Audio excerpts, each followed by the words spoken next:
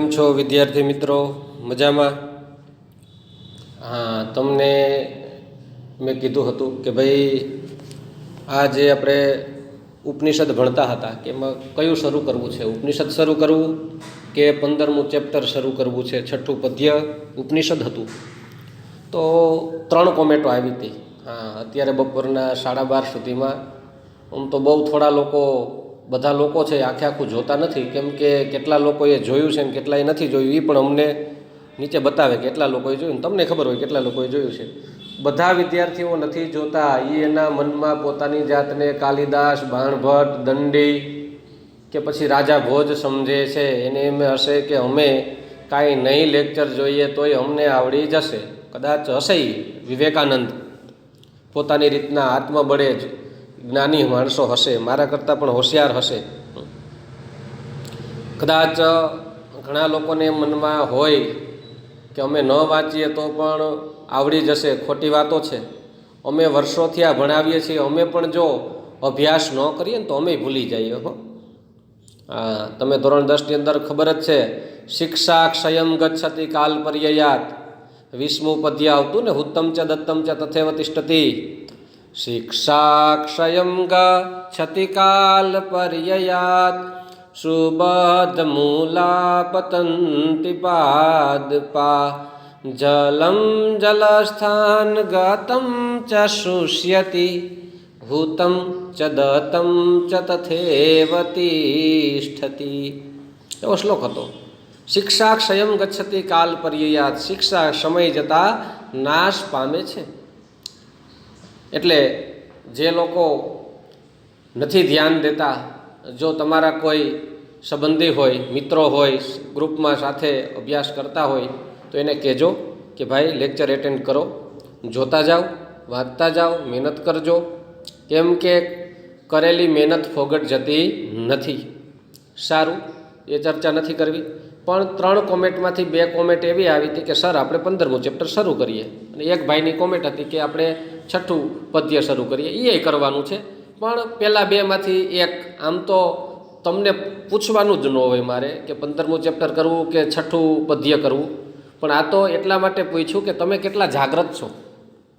આપણે કહીએ ને કે જાગો છે કે સૂઈ ગયા છે, સામેવાળા નોકારો એ સાંભળો છો ને, તો કે હા. એમ તમે જાગો છો કે નથી જાગતા, વિડીયો બરાબર જોવો છો કે છેલ્લે સુધી નથી જોતા. એટલે જ મેં છેલ્લે કોમેન્ટ લખી હતી. એટલે છેલ્લે સુધી વિડીયો, એનો મતલબ એવો થયો કે 3 જણાએ જ કોમેન્ટ કરી. એનો મતલબ એવો થયો કે છેલ્લે સુધી 3 જણાએ જ આ લેક્ચર પૂરો કર્યો, બીજા હજી સૂતા છે, અથવા તો બીજા એવા છે કે સાહેબ તમે હાકો, તમે જે કહો એ અમને કાંઈ બરાબર વાંધો નથી, તમે થોડું કાંઈ ખોટું ભણાવતા હશો. હા, આ પૂરું કરીને પછી આપણે એ કરવાનું છે. આ શું કહેવાય, એ ઉપનિષદો છે એના, પણ એ છે આપણા અભ્યાસક્રમમાં, અભ્યાસક્રમમાં છે પણ પરીક્ષામાં નથી પૂછાવાના એવું આ વખતે બોર્ડવાળાએ કીધું છે. પણ છતાંય આપણે તો એની માહિતી તો જોઈએ, કેમ કે જીવન માટે ઉપયોગી છે. એટલે ઉપરછલી માહિતી તમને, એની ફિલોસોફી શું છે એ સમજાવી દઈશ. પરીક્ષામાં નહીં પૂછું. તમે પાકા ચોપડામાં ન ઉતારતા, કાંઈ ન કરતા. અને આ પાઠના શબ્દાર્થ છે. જેટલો પાઠ આપણે આજે થોડોક ભાગ ભણવાનો છે તો એના શબ્દાર્થ છે એ પણ અહીંયા બોર્ડ ઉપર મેં લખ્યા જ છે. આના પછી જે આપણે થોડીક આપણે પ્રસ્તાવના જોઈ લઈએ, પછી એનો પણ સ્ક્રીનશોટ તમને મૂકી દઈશ. શા માટે કે એ સ્ક્રીનશોટ છે એમાં એ બધા શબ્દાર્થ છે, જેટલું આજે ભણાવવાનું છે ને એટલો સ્ક્રીનશોટ છે, બરાબર છે. એનો એ તમને હશે એટલે તમે પાકા ચોપડામાં એ શબ્દાર્થ ઉતારી લેજો. જો અહીંયા છે જ આપણે શબ્દાર્થ જોરિયા, પણ એ આપણે પછી તમને કહીશ, અત્યારે આગળ નહીં. તમને સમય આપીશ કે ભાઈ તમે એમાં સ્ક્રીનશોટ પાડી લ્યો. તમે હોતી તમારા મોબાઈલમાંથી, જે યુટ્યુબમાંથી કે જે કંઈ પણ હોય તેને સ્ક્રીનશોટ પાડી લેજો. અથવા તો સ્ક્રીનશોટ ન પડતો હોય તો વચ્ચે સ્ટોપનું બટન દબાવી અને પાકા ચોપડામાં ઉતારી લેજો. પછી જ આપણે પાઠ શરૂ કરશું. ચાલો, નનુ વર્ણિતો અશી. સંધિનો નિયમ છે, વિસર્ગ પછી અ આવે તો વિસર્ગનો ઓકારાંત થઈ જાય, અને અ છે એનો અવગ્ર થઈ જાય, એટલે અશીમાં અંગ થઈ ગયો છે. નનુ ખરેખર વર્ણવાયા છો. આ જે નાટક છે એ નાટક છે નાગાનંદ. એના વિશે આપણે થોડીક ચર્ચા કરીએ. પ્રસ્તાવના કોણે લખ્યું છે તો કે સંસ્કૃત કવિ અને સમ્રાટ હર્ષવર્ધન. સંસ્કૃતના કવિ છે અને એ સમ્રાટ હર્ષવર્ધન છે. એ ઈસવીસનની 7મી સદીમાં થઈ ગયા. ક્યારે થઈ ગયા? 7મી સદીમાં. એ રાજા હતા, જેમ રાજા ભોજ હતા ને, કવિ હતા ને વિદ્વાને હતા, રાજા હતા, એમ સમ્રાટ તરીકે તેમણે પોતાના દરબારમાં અનેક કવિઓને આશ્રય આપ્યો હતો. અકબરના રાજ્યમાં 9 લોકો હતા ને, તોડરમલ, પછી બીરબલ, પછી શું કહેવાય માનસિંહ, અને ઘણા લોકો હતા. તો એ 9 હતા, એના નામ તો મને મોટી યાદ નથી, 4-5 નામ આવડતા હતા. તો એ બધા છે એને અકબરે આશરો આપ્યો હતો. રાજા ભોજ છે એણે પણ સારા એવા વિદ્વાનોને આશરો આપ્યો હતો. કાલિદાસ, દંડી જેવા લોકો છે, બરાબર છે, એને એ પૂજતા હતા અને એને આશ્રય આપતા હતા. રાજા જનક રાજાએ પણ પોતાના દરબારમાં આપણે કેવા ઋષિ હતા, અષ્ટાવક્ર, એને સ્થાન આપ્યું હતું, જેથી કરી અને જ્ઞાનમાં વધારો થાય, લોકો છે એ જ્ઞાની બને. એટલે હર્ષ પણ એવા જ હતા કે એણે પોતાના રાજ દરબારની અંદર કવિઓને આશ્રય આપ્યો હતો. તેમાં બાણ અને મયુર એ 2 સુપ્રસિદ્ધ કવિઓ હતા. બાણભટ્ટનું ધોરણ 10ની અંદર તમે ભણ્યા છો. કયું ભણ્યા હતા બાણભટ્ટનું? ચક્ષુષ્માનંદેવ. હા, અને એ ચક્ષુષ્માનંદેવ પાઠ શેમાંથી લેવામાં આવ્યો હતો? હર્ષચરિતમ. શેમાંથી લેવામાં આવ્યો હતો? બોલો બોલો, મોટામાંથી બોલો, હું તો બોલીશ. હર્ષચરિતમ. એ હર્ષચરિત, હર્ષ રાજાનું ચરિત, એટલે કે બાણભટ્ટ છે એ હર્ષ રાજાના આશ્રિત હતા, એટલે પોતાના રાજા વિશે એમાં માહિતી હતી.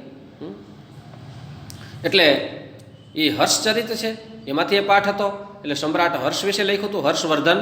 પાછું શ્રીહર્ષ જુદા, શ્રીહર્ષે પાછું મહાકાવ્ય લખ્યું છે, બરાબર છે. એ 5 મહાકાવ્યો સંસ્કૃતના છે, એમાંથી શ્રીહર્ષનું છે, પણ નેષદ ચરિત એ શ્રીહર્ષ જુદા. આ હર્ષવર્ધન છે, આ 7મી સદીમાં થઈ ગયા. અને 7મી સદીના શરૂઆતમાં જ હતા, 600 થી 650ની વચ્ચે, એટલે કે 7મી સદીની શરૂઆત. આ કેમ 21મી સદીની શરૂઆત છે? તો 2001 થી 2050ની વચ્ચે, એમ હર્ષ ને બાણભટ્ટની વચ્ચે થઈ ગયા. મયુર પણ એક કવિ હતા, એ હર્ષના સમયમાં થઈ ગયા.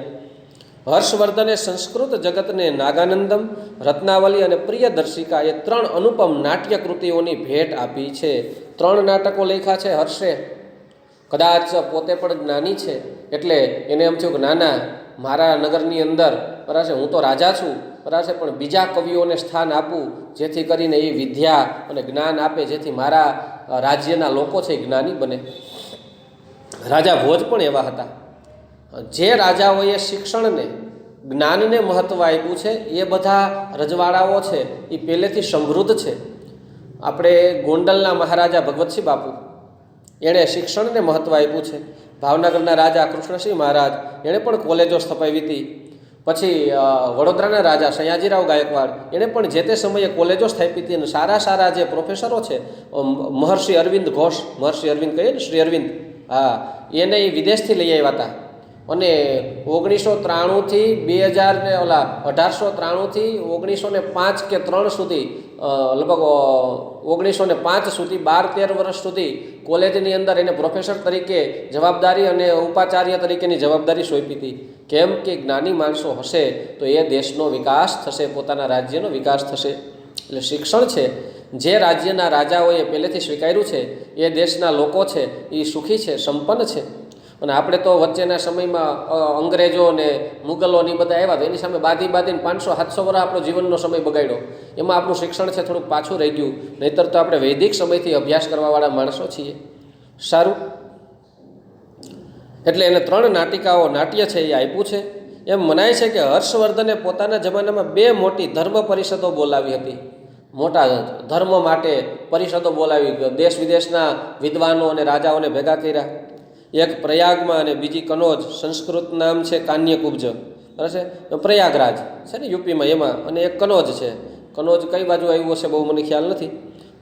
એમાં એ ધર્મ પરિષદ બોલાવી હતી. આ ધર્મ પરિષદના પ્રસંગે નાગાનંદમ અને પ્રિયદર્શિકા એ બંને નાટ્યકૃતિઓ રંગમંચ ઉપર ભજવાઈ હતી. બધાને બોલાવ્યા હતા ધર્મ પરિષદમાં. અને પછી સાંજનો સમય થાય એટલે આપણે કેમ કથા હોય તો રાતે ભજન ને સત્સંગને રાખીએ, એમ સાંજના સમયે અથવા તો બીજા દિવસોમાં અથવા તો બીજા વધારાના સમયમાં નાટ્યકૃતિઓ છે એ રંગમંચ ઉપર ભજવી હતી. એમાં નાગાનંદમ અને પ્રિયદર્શિકા 2 નાટ્યકૃતિઓ એણે ભજવી હતી. પોતે રચી હશે, કદાચ બીજા કવિઓ છે બાણભટ્ટ અને મયુર, એની પણ હેલ્પ લીધી હોઈ શકે. પ્રસ્તુત નાટ્યાંશ નાગાનંદમના 3જા અંકમાંથી સંપાદિત કરવામાં આવ્યું છે. કયા અંકમાંથી? નાગાનંદ છે જે નાટક, એના 3જા અંકમાંથી લેવામાં આવ્યું છે. આ એક હાસ્યયુક્ત પ્રસંગ છે, અહીંયા કોમેડી પ્રસંગ છે.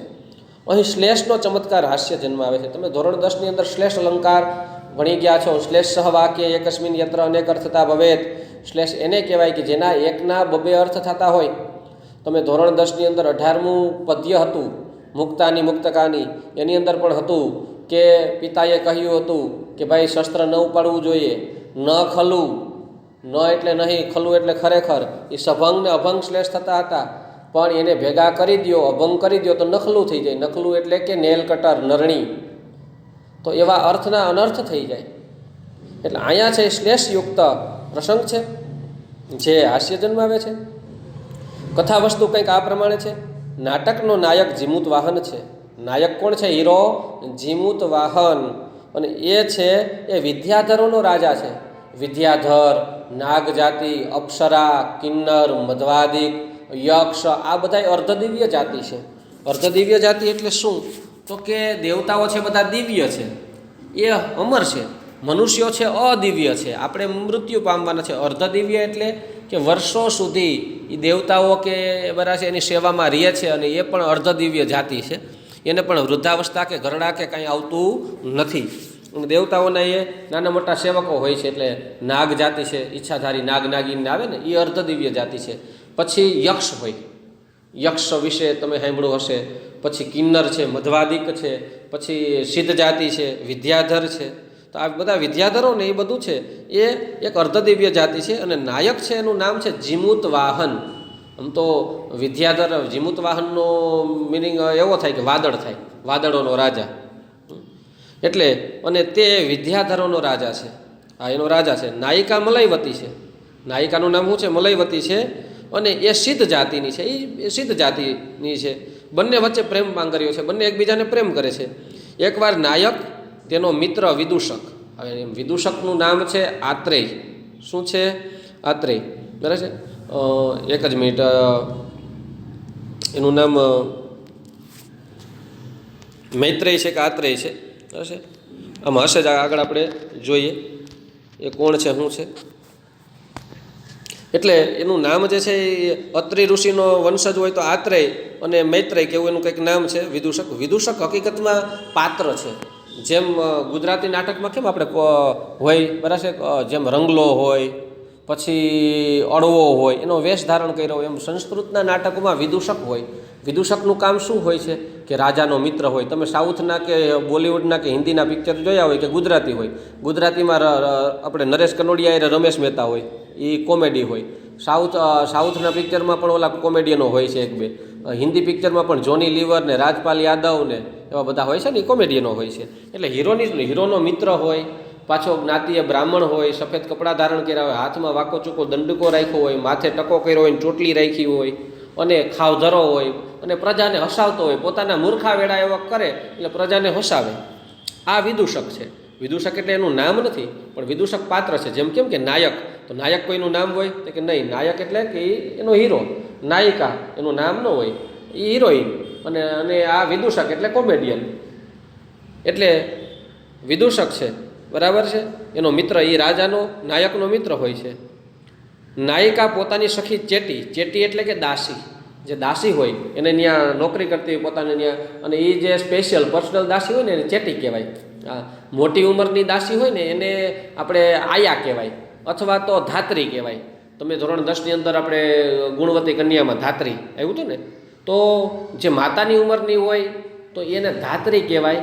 પણ પોતાની સાથે પર્સનલ દાસી હોય, મિત્ર બેનપણી જેવું હોય, અને પછી પર્સનલ દાસી હોય તો એને ચેટી કહેવામાં આવે છે.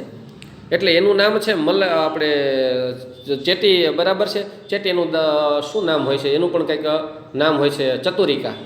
એ ચેટીનું નામ હોય છે, દાસીનું નામ ચતુરિકા. એટલે સખી ચેટી છે, નાયિકા મલયવતી છે એની સાથે. એ બધા તમાલ વિથિકામાં બેઠા છે. તમાલ વિથિકા એટલે શું? તમાલપત્રના ઝાડવા હોય, અને એમાં વચ્ચેની આપણે કોઈ બગીચામાં કોઈ ઝાડવા હોય, તો ઝાડવાની વચ્ચે ખબર હોય તો હાલવાની કેળી હોય. બગીચો હોય ને વચ્ચે હાલવાની કેળી હોય ને, તો એ તમાલપત્રની હરોળો છે, તો એમાં વચ્ચે હાલવાની કેળી છે, એ તમાલ વિથિકા છે. એ તમાલ વિથિકામાં બધાય આજુબાજુમાં બેઠા હોય, વચ્ચે તો નથી બેઠા, પણ આ બગીચો હોય છે ને બરાબર છે, કુસુમ ઉદ્યાન આકાર નામનો બગીચો, અને બાજુમાં બેઠા હોય ને વચ્ચેથી બધા નીકળે છે. એટલે અને બરાબર બને છે એવું કે શરદ ઋતુ એટલે આપણે નવરાત્રિ ઉપરની શરદ પૂર્ણિમા કહીએ ને, શરદ ઋતુ છે.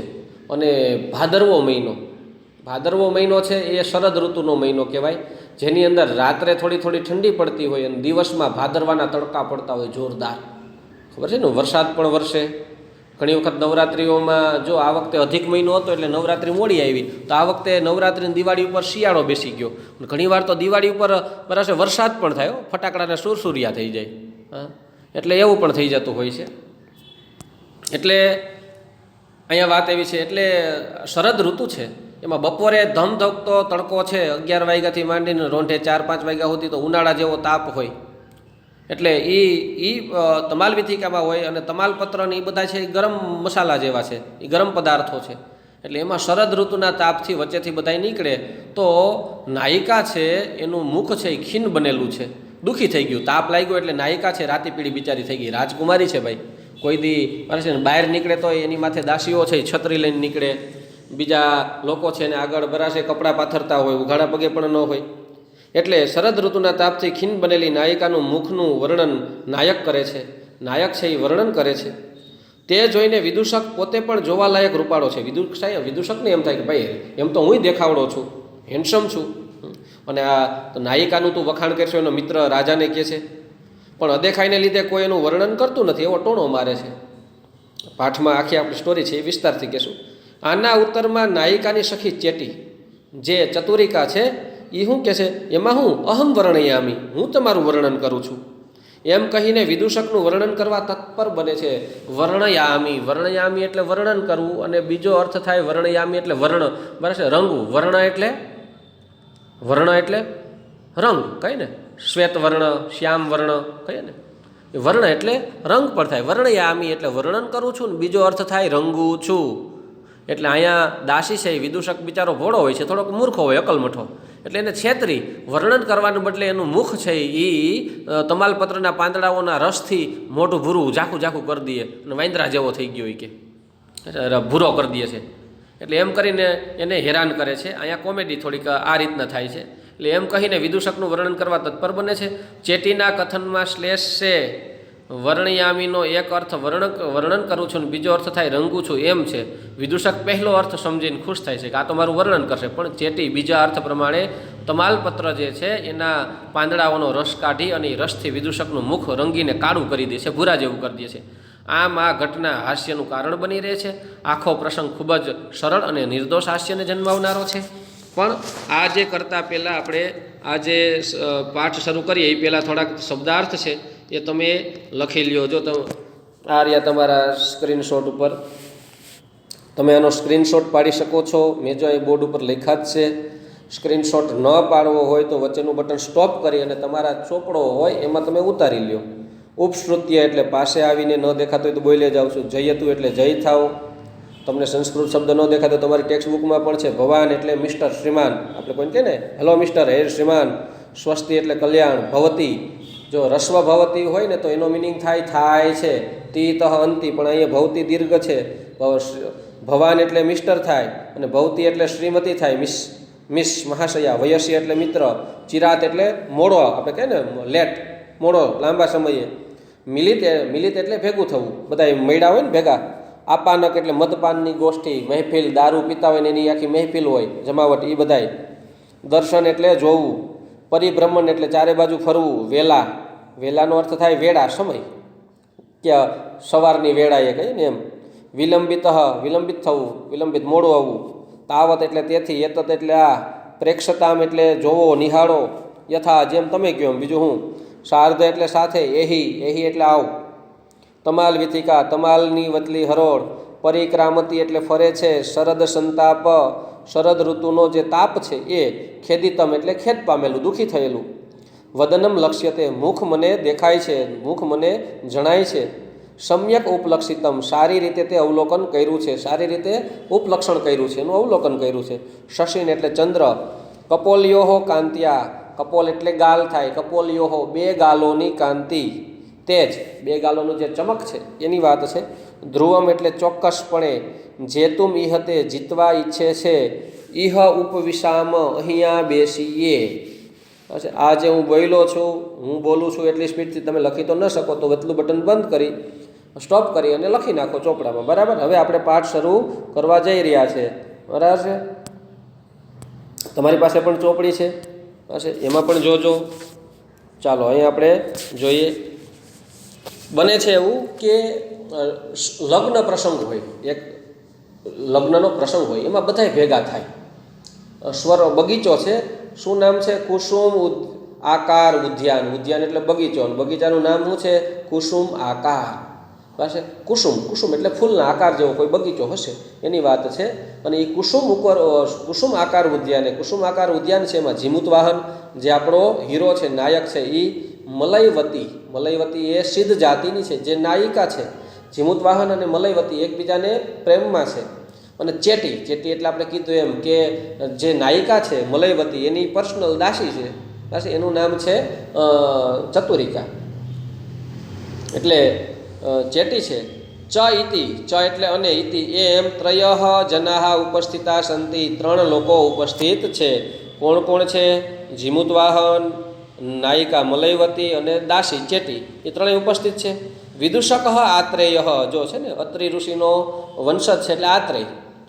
વિદૂષક આત્રેય, વિદૂષક આત્રેય છે, એ ઈદાનીમ અત્યારે તત્ર પ્રવેશતી, ત્યાં પ્રવેશે છે.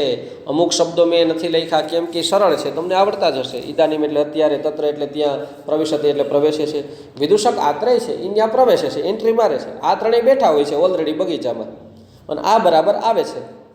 હવે જેવો આવે છે એટલે રાજા હોય કે એને કેવું પડે ને, ગુડ મોર્નિંગ, જય શ્રી કૃષ્ણ, કેમ છો, નમસ્કાર, પ્રણામ. અને વિદૂષક બ્રાહ્મણ છે એટલે પૂજનીય છે. એટલે હંમેશા રાજા કે રાજના લોકો એને આશીર્વાદ આપે કે ભાઈ તમારું શુભ થાવો, કલ્યાણ થાવો. પાછો મિત્ર છે એટલે ફ્રેન્ડ પણ છે. એટલે વિદૂષક ઉપશ્રુત્ય, ઉપશ્રુત્ય એટલે પાસે આવીને. જયતુ ભવાન, ભવાન એટલે શ્રીમાન, જયતુ એટલે જય થાવો, આજ્ઞાર્થકાર, તું તામંતુ. આપ ભવાન, ભવાન એટલે શ્રીમાન. કોણ હતો? તે કે નાયક જીમુત વાહન છે, એને કહે છે કે ભવાન જયતુ, આપ શ્રીમાનનો જય થાવો. સ્વસ્તિ ભવતીએ, ભવતી, ભવતી એટલે મેં કીધું એમ દીર્ઘ ભવતી, શ્રીમતી મહાશયા. સ્વસ્તિ, સ્વસ્તિનો અર્થ થાય કલ્યાણ. ઓમ સ્વસ્તિના ઇન્દ્રો વ્રજશ્રવાહ આવે ને, સ્વસ્તિ એટલે કલ્યાણ. ઇન્દ્ર ભગવાન તમારું કલ્યાણ કરો, એવું છે. મને તો આવડતું નથી બહુ કંઈ, નકર તો બોલી નાખત આખો શ્લોક. ભવત્યે સ્વસ્તિ, ભવતી, સ્વસ્તિ સાથે ચોથી વિભક્તિ આવે એટલે ભવતીની ચતુર્થી થાય ભવત્યે, સરસ્વતીની ચતુર્થી વિભક્તિ થાય સરસ્વત્યે. એમ ભવત્યે સ્વસ્તિ, આપ મહાશયાનું કલ્યાણ હો. વિદૂષક એને કહે છે, જે નાયિકા મલયવતી છે એને કે તમારું કલ્યાણ હો. નાયક કોણ છે? તો કે જીમુત વાહન. વયસ્ય ચિરાત આયાત, મિત્ર તું તો મોડો આવ્યો છો. આપણે કેટલા વાગે મળવાનો ટાઈમ હતો? 10:30 આવવાની વાત હતી, અત્યારે જોતો ખરા 11:30 થઈ ગયા, તડકો થઈ ગયો. વયસ્ય ચિરાત આયાત, તું મિત્ર મોડો આવ્યો, યુ આર લેટ. વિદૂષક કહે છે ભો વયસ્ય શીઘ્ર આગત, શીઘ્રમ આગત અસ્મિ. અરે હું શીઘ્રમ, ઝડપથી જ, શીઘ્રમ એટલે ઝડપથી જ આગત અસ્મિ, આવ્યો છું. હું કાંઈ વાર નથી લગાડી, ફટાફટ ક્યાંય ખોટી જ નથી. એ ક્યાંક ગયો હોય છે અથવા તો ઘરેથી આવતો હોય છે. બરાબર. શીઘ્રમ આગત અસ્મિ, હું ઝડપથી આવ્યો છું. બરાબર. કિંતુ પરંતુ વિવાહ મંગલ મહોત્સવે, વિવાહ જે થઈ રહ્યા છે એનો મંગલ માંગલિક મહોત્સવ છે. અહીં જે વિવાહ થયા છે, આપણે જેના લગ્નમાં આવ્યા છીએ, એ વિવાહના મંગળ મહોત્સવમાં મિલિતાનામ વિદ્યાધરાણામ, મિલિત એટલે ભેગા થયેલા, વિદ્યાધરાણામ વિશેષ્ય વિશેષણને સરખી વિભક્તિ, મિલિતાનામ વિદ્યાધરાણામ, વિદ્યાધરોની. પણ કેવા વિદ્યાધરોની? મિલિત ભેગા થયેલા, બધા એક હામટા ટોળું વરીને ભેગા થયા છે. એ લોકોના આપાનક દર્શન, આપાનક એટલે મદપાનની ગોષ્ઠી, મદિરા, દારૂ, શરાબ છે એ પીવા બધાય ગોળ ગોળ કુંડાળું વળીને ટોળું ભેગું થયું હશે, રામ જાણે. ગુજરાતમાં તો મનાય છે એટલે આપણા ગુજરાતમાં તો આ લગ્ન નહીં જ હોય. અને હમણાં તો ગુજરાતમાં ક્યાં પણ હોય, 100 જણાથી વધારે લગ્નમાં મનાઈ આવી ગઈ કોરોનાના હિસાબે. એટલે 100 જણાથી ઉપર. એ હમણાં તો ક્યાંક વાંચ્યું હતું કે પોલીસ કેના માણસો એ આવશે, ભાઈ કેટલા જણા છે તમારા લગ્નમાં? તો કે 100 જણા. તો કે 100 જણા લિસ્ટ આપો અને કોણ કોણ છે ગણે હોતે. જો વધારે નીકળે ને તો તકલીફ પડી જાય. બેગદીમાં પોલીસ કરશે એવું. અને અત્યારે તો એક બે જગ્યાએ મેં વાંચ્યું હતું, ઉત્તર પ્રદેશમાં એવું કર્યું હતું.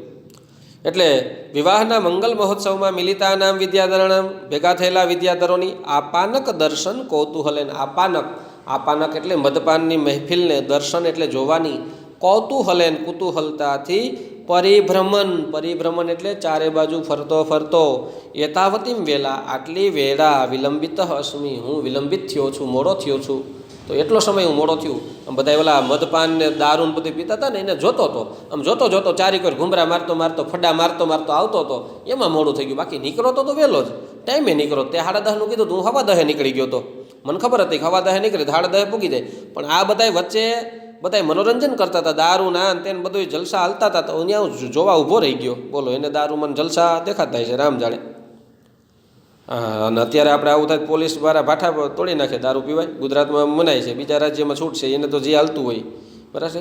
એટલે આ બધાય છે દુર્વ્યસનો છે, એનાથી માણસે છેટું રહેવું જોઈએ. બરાબર. પણ આ તો વર્ષો પહેલાંની વાત છે, જે તે સમયે. તત પ્રિય વયસ્ય અપી, તત તો પ્રિય વયસ્ય, તો પ્રિય મિત્ર, અપી પણ, તો પ્રિય મિત્ર એટલે વિદૂષક એના મિત્ર નાયક જીમુત વાહનને કે તો પ્રિય મિત્ર તમે પણ તાવત તેથી એ તત પ્રેક્ષતામાં જુઓ. મને તો મજા આવી આ બધું જોવાની. આ દારૂ પીતા એમાં એ બધા બેઠા હોય તો મજા જ આવે ને. શું હાલતું હોય, ભાઈ બધું થોડુંક બોલવાના, ઊભો થાય તો ડિસ્કો કરવા માંડે ને, ગાંડા ગદોડતા હોય ને. આ મફતમાં દારૂડિયા રોડ ઉપર નીકળે તો આપણે અડધી કલાકનું મફતનું પિક્ચર મળી જાય. દાટા મારતો હોય ને આમથી તેમને, માલા હમું કોઈ બોલે નહીં હો. આ ભાઈ નો જ બોલે ને તારું મોઢું ગંધાતું હોય, તું છેટો જા ભાઈ અહીંથી. અને થોડીક વાર થાય ક્યાંક ગટરમાં પડ્યો હોય ભૂંડડાની જેમ. અને 2-5 વર્ષમાં રામ નામ સત્ય હે. એટલે તત પ્રિય વયસ્ય આપી, તો પ્રિય મિત્ર તમે પણ તાવત તેથી એ તત પ્રેક્ષતામ, આ જોવો. મને તો મજા આવી, તમે જોવો. નાયક યથા ભવા, યથા એટલે જેમ, આહ એટલે કહ્યું, તમે જેમ કહો છો એમ, ભવાન એટલે શ્રીમાન, આ તમે જેમ કહો છો એમ, બીજું શું હોય. હાલ ને હું જોઉં, મને શું વાંધો. સમંતાત અવલોક્ય, ચારે બાજુ જોઈને, ચારે બાજુ નાયક જીમુત વાહન એણે પણ જોયું. અને જોઈને શું કીધું, વયસ્ય પશ્ય મિત્ર, જો એ તે વિદ્યાધરાહા, આ બધા વિદ્યાધરો છે. એ ચંદન તરુ છાયાસુ, ચંદન તરુ એટલે વૃક્ષ, ચંદનના વૃક્ષની છાયામાં, સિદ્ધ જનેહી સાર્ધમ, સિદ્ધ લોકોની સાથે, મધુની પીબંતી, મદિરા પી રહ્યા છે. આ વિદ્યાધરો છે અને સાથે સિદ્ધ લોકો છે. બધાય ભેગું આખું ટોળું વળી સિદ્ધ લોકો અને વિદ્યાધરો બધાય છે એ ચંદનના વૃક્ષની નીચે છાયામાં એ લોકો મધુની એટલે મદિરા છે પી રહ્યા છે. તદેહી તો આવ, વયમ આપી આપણે બધા પણ તમાલ વિથિકામ ગચ્છામહ, તો આપણે બધા પણ તમાલની વિથિકા છે, તમાલપત્રની જે વચલી હરોળ છે, જે પગદંડી છે, એમાં ગચ્છામહ જઈએ. વર્તમાન કાળ છે, મી વહ મહ ગચ્છામહ, આપણે બધા હાલો જઈએ, હાલો આપણે બધાય જોઈએ, એમાં શું ન્યા. અને સર્વે પરિક્રામંતી, બધાય ફરે છે. ક્યાં ફરે છે? આ નાટક છે સ્ટેજ ઉપર હોય છે, એટલે સ્ટેજ ઉપર ફરતા હોય. પણ એ સ્ટેજ ઉપર બગીચા જેવું બનાવ્યું હોય, કેમ કે દ્રશ્ય હોય ને, દ્રશ્ય હોય તો એ પ્રમાણે બનાવે. બધા ફરે છે એટલે કે બગીચા જેવું છે, એમાં તમાલપત્રના ઝાડવાઓ છે ને વચલી હરોળ છે, એમાં બધા ફરે છે. હવે તડકો છે, તમાલપત્ર છે એ પણ ગરમ છે, એટલે એ પણ દાજ લગાડે, હેરાન કરે. વિદૂષક કે છે એશા ખલુ તમાલ વિથિકા, એશા એટલે આ, ખલુ એટલે ખરેખર, તમાલ વિથિકા ખરેખર આ તમાલ વિથિકા છે. તમાલ વિથિકા એટલે તમાલની વચલી હરોળ છે. ખરેખર આ તમાલની વચલી હરોળ છે. તમાલની વચલી હરોળ છે એમ વિદૂષકે કેમ કીધું? આ ખરેખર તમાલની વચલી હરોળ છે એટલે અહેસાસવાચક શબ્દ બતાવે છે. બરાબર છે. જેમ કે આપણે ઠંડી લાગતી ગયો અને સ્વેટરને વઢ્યું હોય એને ધ્રુજતા હોય, ઓહો ખરેખર બહુ ઠંડી છે, એમ વિદૂષકને તડકો લાગ્યો છે, સાથે સાથે તમાલપત્રમાં પણ ગરમી લાગે. તમાલપત્રના ઝાડવા હોય, જેમ ગામડાઓમાં બરાબર છે ઉનાળામાં ઓછી ગરમી લાગે, પણ સિટીમાં વધુ લાગે. ને એમાં રસોડામાં બપોર વચ્ચે ગૃહિણીઓ રસોઈ કરતી હોય ઉનાળામાં, પંખો થાય નહીં નકર ગેસ ઠરી જાય, તો એ તો બિચારી પરસેવે રેબઝેબ થઈ જતી હોય. તો ઉનાળો અને પાછું આ ચૂલાનો કે એનો તાપ લાગતો હોય એ બધી વસ્તુ, એટલે વિદૂષકને છે આકરો તાપ છે ને ફરી પાછું તમાલપત્ર છે તો એ વધુ ગરમી લાગી રહી છે. એટલે બોલ્યો કે એશા ખલું તમાલ વિથિકા, ખરેખર આ ખરેખર તમાલની વચલી હરોળ છે. એતત ચ એટલે અને એતત એટલે આ, અને આ શરદ સંતાપ, શરદ પ્લસ સંતાપ, શરદ ઋતુનો જે સંતાપ છે, તાપ છે, એનાથી ખેદિતમ, ખેદિતમ એટલે દુઃખી થયેલું, અત્ર ભવત્યાહા, અત્ર ભવતી, ભવતીનું રૂપ છે, ભવત્યાહા એટલે ષષ્ઠીનું, અહીં અત્ર એટલે અહીંયા શ્રીમતીનું વદનમ મુખ છે, લક્ષ્ય તે દેખાય છે. શું વાક્ય રચના છે જોઈએ? ચ અને એતત અને આ શરદ સંતાપ, આ શરદ ઋતુના સંતાપને લીધે અત્ર ભવત્યાહ અહીં શ્રીમતીનું વદનમ મુખ છે એ ખેદિતમ લક્ષ્ય તે દુઃખી થયેલું જણાય છે, અથવા તો શ્રીમતીનું મુખ છે, અથવા તો દુઃખી થયેલું શ્રીમતીનું મુખ જણાય આવે છે. આ શ્રીમતી મહાશયા, અમે તો વિદૂષક કે હું તો લોકલ માણસ કહેવા, રાજાને કે તમે તો બહાદુર માણસ છો એટલે તમને કે મને ઓછી વસ્તુ ટૂંકમાં અસર કરે, પણ નાયિકા રાજકુંવરી છે એ તો કોમળ છે, અને આ તાપના કારણે બિચારીનું મુખ જોવો તો ખરા, લાલ ટમેટા જેવું થઈ ગયું છે. જે કોઈ દી તડકામાં નીકળતા ન હોય, ઠંડીમાં ન નીકળતા હોય, વધારે સુખ સાહેબી ભોગવી હોય તો એને નાનો કાંટો છે કે નાનો કાંકરો છે એ પણ બહુ લાગે, પગમાં લાગે તો આવું જ થઈ જાય. અને ગરીબ માણસના છોકરા એ ઉઘાડા પગે દોડતા હોય ને કાંઈ ન થાય, પગમાં લોહી નીકળી જાય તોય કાંઈ ન થાય. એટલે નાયિકા છે, કોમળ છે, પાછી એકદમ રૂપાળી છે, રાજકુંવરી છે, એટલે એને તડકો લાગ્યો છે ને લાલ ચોર થઈ ગઈ છે ને બિચારીનું મુખ છે બરાબર, આમ ઓલા ભૂરિયા તડકામાં આવ્યા કેવા થઈ જાય, રાતા ચોર એમ દુઃખી છે. એટલે વિદૂષક વર્ણન કરે છે કે અહીં શ્રીમતીનું મુખ છે એ શરદ ઋતુના તાપના કારણે દુઃખી થયેલું જણાય છે. તદ ઇહ તો અહીંયા સ્ફટિક શિલા તલે, સ્ફટિક શિલા જે સફેદ કલરની શિલા છે સ્ફટિક જેવી, એ શિલા ઉપર ઉપવિશતું બેસો. નાયિકાને વાત કરે છે કે આ શિલા સ્ફટિક જેવી શિલા છે, એ સફેદ છે, એની પર તમે બેસો. અને આપ મહાશયાનું મુખ તો બહુ દુઃખી થઈ ગયું છે. એટલે નાયક કહે છે વયસ્ય મિત્ર, પોતાના મિત્ર વિદૂષકને કહે છે કે હે વયસ્ય મિત્ર, સમ્યક ઉપલક્ષિતમ, તે તો સારું એવું ઉપલક્ષણ કર્યું. ઉપલક્ષણ કરવું એટલે અવલોકન કર્યું.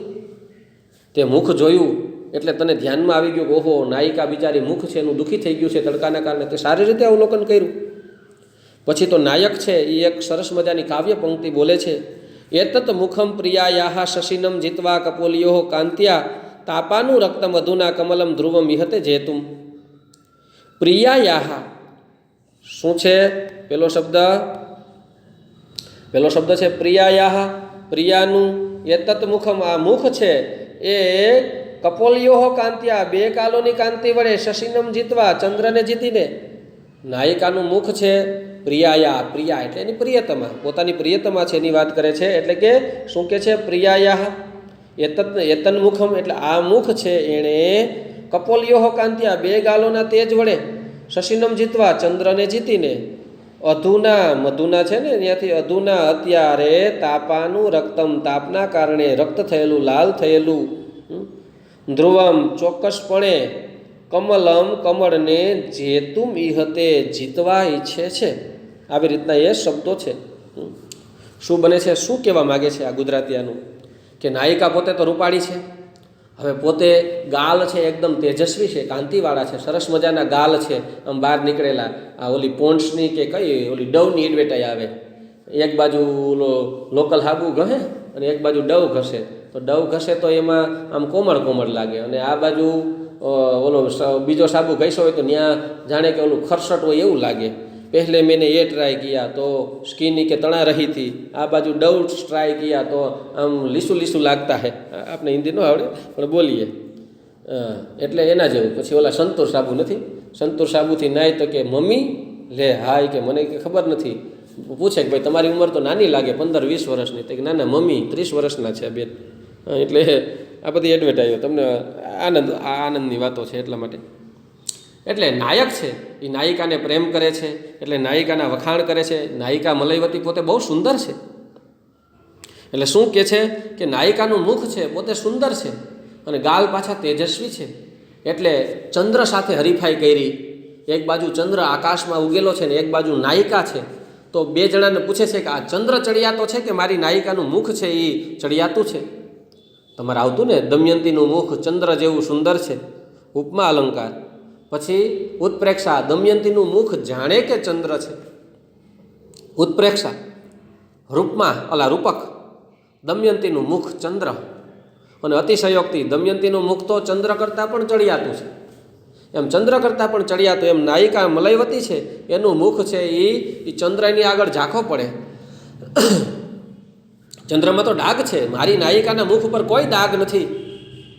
એટલે એવું કહે છે નાયક કે પ્રિયાનું આ મુખ છે એણે 2 ગાલોની તેજ વડે, કાંતિ વડે ચંદ્રને જીતી લીધું છે. ચંદ્રની સામે બરાબર છે હરીફાઈ કરી હતી, ચંદ્ર હારી ગયો, નાયિકા જીતી ગઈ હતી, મારી મલયવતી છે એ. અને અત્યારે તડકામાં આવી છે દિવસના, તો એકદમ રૂપાળી છે, તો તડકાના હિસાબે લાલચોર થઈ ગઈ છે, એકદમ ગુલાબી થઈ ગઈ છે. તો શું કહે છે કે અધુના તાપાનું રક્તમ, અત્યારને તાપના કારણે લાલચોર થયેલી છે. તો ધ્રુવમ ચોક્કસ કમલમ જેતું મિહતે, કમળને જીતવા ઈચ્છે છે. કમળ કેવું હોય? એકદમ ગુલાબી, સોફ્ટ, મુલાયમ. અને આ બાજુ નાયિકા પણ કેવી છે? એકદમ મુલાયમ અને તડકાના કારણે ગુલાબી થઈ ગઈ છે અને કોમળ છે. તો પ્રશ્ન કોકને 2 જણાને પૂછે કે આ નાયિકા રાતી ચોર થઈ છે, તો એ વધારે એકદમ ગુલાબી અને કોમળ લાગે છે કે આ કમળ ગુલાબી લાગે છે? તો કોક જ્ઞાની માણસ હોય એમ કે ના, કમળ તમારી નાયિકાના મુખ આગળ ઝાંખું પડે છે. તો કે ચોક્કસ કમળને જીતવા ઈચ્છે છે, એટલે કે કમળ ઉપર વિજય મેળવવા ઈચ્છે છે. આવું ગપ્પા મારે છે, ઘરવાળી થવાની છે એટલે ગપ્પા મારે છે. ઓલું જોક્સ નથી, કોણ આપણે કરે છે કે ભાઈ શરૂઆતમાં તો વખાણ કરતા હોય, પતિ પત્ની સગાઈ થઈ હોય ને ત્યારે એકબીજાને વાતો કરતા હોય કે હે પ્રિય, તું ત્યાં જવાની લગ્નમાં? તો કે નહીં. તો તું નહીં તો હુંય નહીં. તો સામે પોતાની પત્ની છે, ફિયાન્સી, એની મંગેતર, એ એમ કે હે પ્રિય, હે પતિદેવ, તમે ત્યાં જવાના? તો કે નહીં. તો તમે નહીં તો હુંય નહીં. તમે નથી જવાના? તો જ્યાં તમે નહીં તો ત્યાં હું નહીં. પછી લગ્ન થઈ જાય ને માથાકૂટ થાય ને તો એકબીજા ધોકા લઈને બાંધે, કાં તું નહીં કાં હું નહીં. માથા મારી જ દઉં કે કાં તું નહીં. આ જોક છે. એટલે ભલે બંનેનો ભાઈ નાયકને નાયિકાનો પ્રેમ અમર રહીએ, આજીવન પોતે પ્રેમ લાગણીથી રહીએ, આપણે તો એવું ઈચ્છીએ છીએ. એટલે નાયક છે એ વિદૂષકે નાનું એવું ખાલી વાત કરી કે નાયિકાનું મુખ અત્યારે દુઃખી થયેલું જણાય છે. તો એણે કીધું વાત સાચી છે, તડકાના લાલચોર થઈ ગઈ છે. મલયવતી હસ્તે ગ્રહિતવા, મલયવતીનો હાથ પકડીને કહે છે કે પ્રિય ઇહ ઉપવિશામહ, હે પ્રિયા અહીં બેસી આપણે બધા, હાલો અહીં બેસો, તું જો દુઃખી થઈ ગઈ છો, લાલચોળ થઈ ગઈ છો. અને સર્વે ઉપવિશંતિ, અને બધા બેસે છે, બધા અહીંયા બેસી જાય છે. પછીની સ્ટોરી છે આપણે નેક્સ્ટ લેક્ચરની અંદર કરશું, બરાબર છે. અહીંયા આપણો આ લેક્ચર અહીંયા પૂરો રાખીએ છીએ. ઓકે, ચાલો.